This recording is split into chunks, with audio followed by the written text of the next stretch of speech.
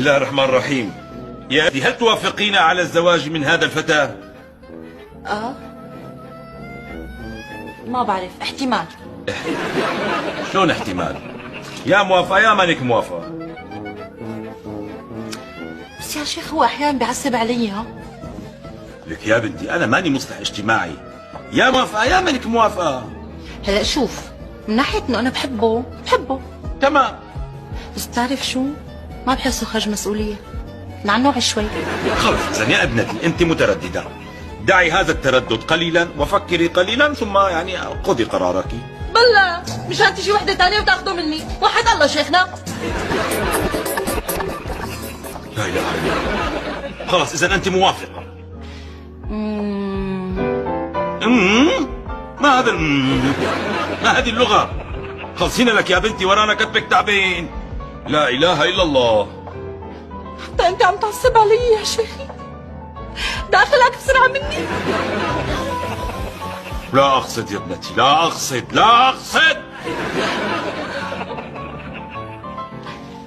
صحيح شيخي، تعال أقول لك، شو رأيك جرب لي إياه شهرين زمان، زبط ما زبط مشو غيره. تجربينه شهرين؟ هل هو فستان حتى تجربينه شهرين؟ بس يعني هو بتعرف شو، بطل يهتم فيني. يا صبر أيوب، يا صبر أيوب. أنت بتعرف يا شيخ، الاهتمام ما بينطلب، بس ينطلب بصير مثل بعضهم. فهمت عليك، لكن قرري أتتزوجين منه أم لا؟ صحيح شيخي، لك كمان طلع بيسمع كلام أمه كتير. هاي المشكلة بدنا نلاقي لها حل هون. بر الوالدين مطلوب.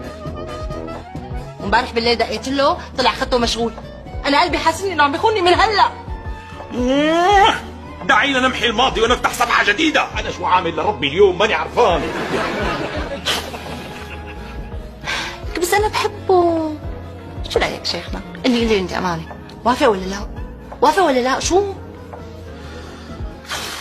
بتعرفي يا بنتي، أنا أول مرة بقول لحدا بلالك هالجوازة، بلالك هالجوازة.